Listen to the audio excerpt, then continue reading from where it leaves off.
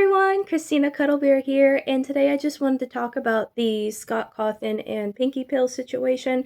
Probably everybody has already discussed and talked about it and stuff like that. I just wanted to talk a little bit about it because sometimes I talk about things and I just like to share them and stuff like that. But I also wanted to tell you guys from like a different perspective that I kind of see sort of what's going on, but probably not because I'm not trying to predict anything. Um, but basically, what happened was Scott Cawthon, he hired two artists, right? And to do the FNAF stuff and stuff like that. And, you know, come to find out they did some pretty disgusting and bad things, whether they're actually regretful for or not.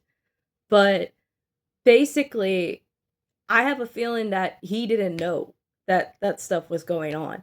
Now, it would be different if he did, and it's just not saying it. But if he had no clue that that stuff was going on, even before and after he hired them, then, just finding out that I could see where that would look bad and the community would be doing that and stuff like that. So I can understand also from working from like a big company and stuff like that, and or even a small one, any company in general. If you hire a lot of people, how companies they like to make things quick and interviews quick and try to just see and stuff like that. Now there is some that will actually do full on background checks and everything like that. I don't know if he does that. I really don't need to know that, but I'm just saying in general, that's kind of like how they do it. They want to keep it like this. But especially for artists or anything like anything, it could be anything. It doesn't have to be artists. Probably like a deeper search just to make sure they're not going to do that stuff or anything that they posted, like even deleted stuff. Just tell them it's because you're working for this and this is just how we do it. We understand if you don't want that, that's okay. We'll look for somebody else. But, just something like that that makes sense. And so he probably was also being nice and kind. Like, honestly, I'm a nice and kind person. I can understand being like strict and hard sometimes with people and literally people that can make you ticked off. And it's like, I don't want to do that, in a way. So, but also like, sorry, I'm losing focus. But anyway, basically, just I feel like he might have to work on that stuff. That everybody makes mistakes. Everybody does things. We're not perfect. We're only human and stuff. Stuff happens.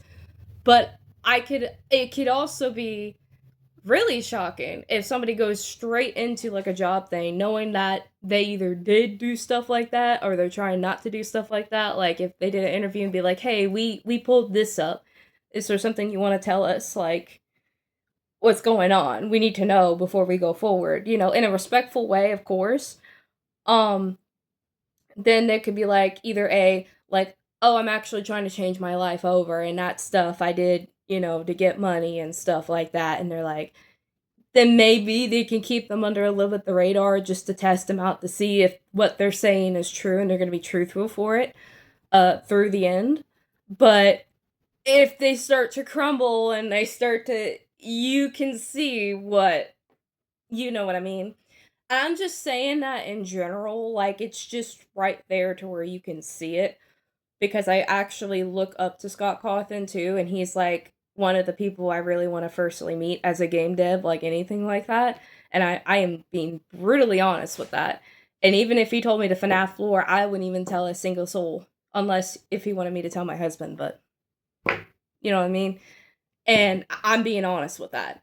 But like, unless he wanted me to say anything about FNAF and stuff like that.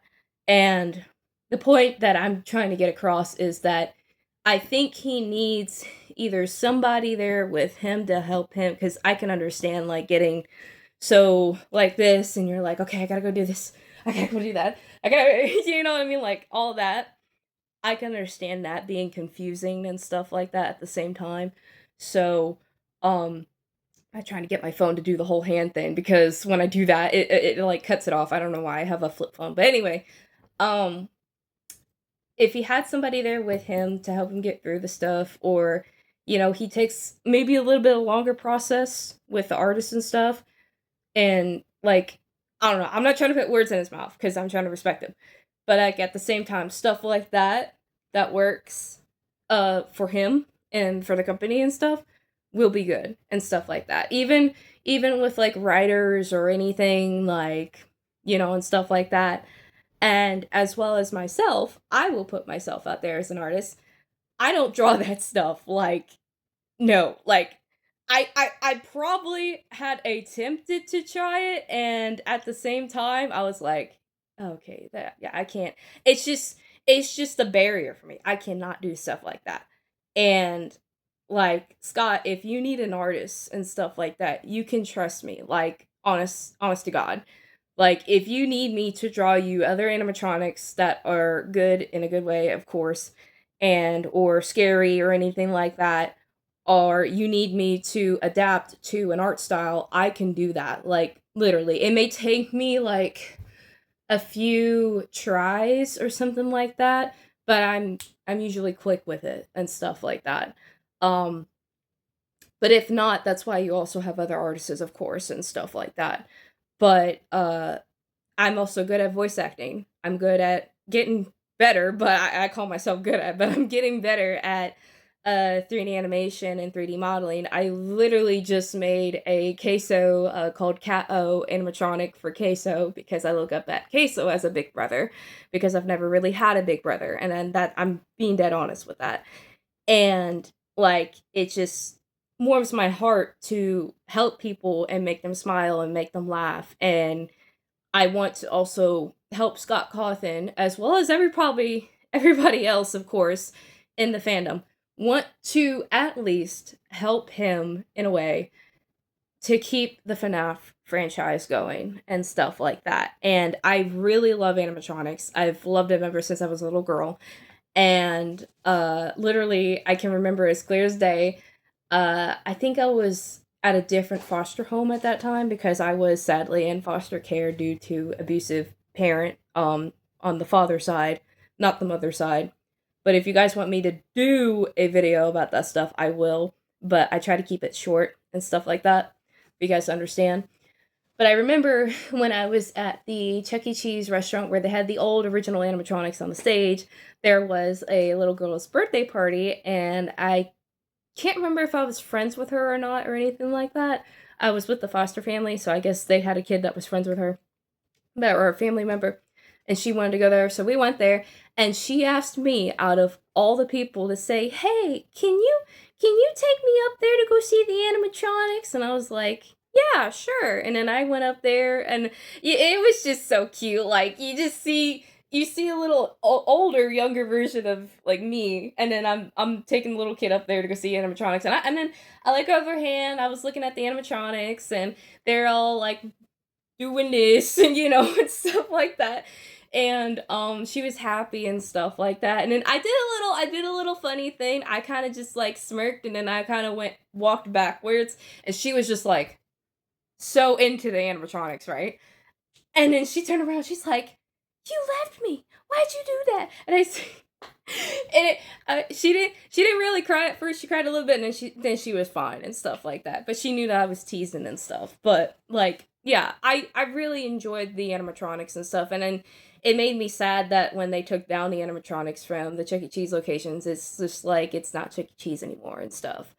But when I firstly got also introduced into FNAF, which was Five Nights at Freddy's 1 on tablet, I was like, "Oh my goodness." I did when I did play it the first time, I couldn't sleep for like one night, but then afterwards I was fine. I was like because my brain kept thinking Freddy Krueger. I was like, I don't know why I was thinking that. But literally I really loved and have enjoyed Five Nights at Freddy's and stuff like that a lot.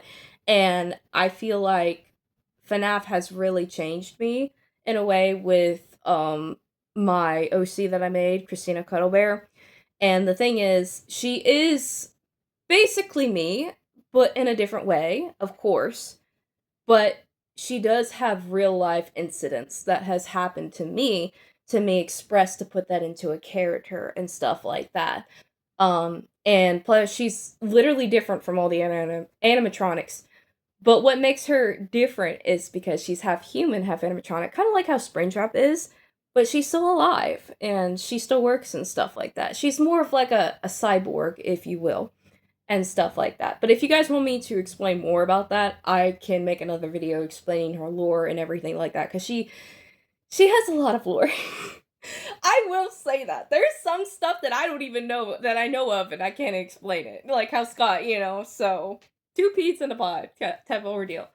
But I just wanted to talk about that, and I just wanted to get that across, that I don't know if people kind of agree. If you agree with me, that's fine. If you don't, that's okay too. But I just wanted to get that across. Like, Scott, he's a good guy. You can look at somebody sometimes, if you have that ability to tell if they're a good person or not. Sometimes they may mask that they're a good person and they're not a good person at all. But when you know, you know. Like, I know, So, but at the same time, I would have to get to know Scott Cawthon a little bit more too if I were to work for him and stuff. Just like with anybody, that's with me with anybody. If Markiplier wanted me to work for his movie or something like that, I have to get to know him a little bit more before we started anything. Like, even if we are working on set or anything like that, like, that'd be fine. I'm adjustable to work with, like, situations and stuff like that, so, you know what I mean? But I love you guys. I hope you guys have a wonderful and blessed day, my shooting stars, and I will see you in the next video. I'll probably start doing, like, some animations and stuff soon. Also, real quick, I'm making a FNAF fan series show called Five Nights at Freddy's Breached. It's supposed to be, like, from FNAF 1 all the way up to Security Breach. If you also want me to make a video about that, I will, and just comment down below and stuff like that. This is a fan project. It is free unless Scott Cawthon sees this video and he wants to help me finance it and everything like that for voice actors, because I'm not paying anybody out of due respect for him because of copyright and all that stuff. And everything belongs to him except for my OC. I mean, that's my OC. But yeah, this is supposed to be a gift for him. I also had another show for another developer, but I kind of had to put that on the back burner, which is kind of canceled at the moment, but it's still being developed. I just need the right team to, like, work with me. I'm really chill and I'm really cool to work with, honestly. And I'm literally the best friend you can meet or have or anything like that. So, and I'm very understanding too. I guess I get that wisdom from my foster dad. But you know what I mean. So, I hope you guys have a wonderful day, and I will see you in the next video. Christina Cuddle signing out.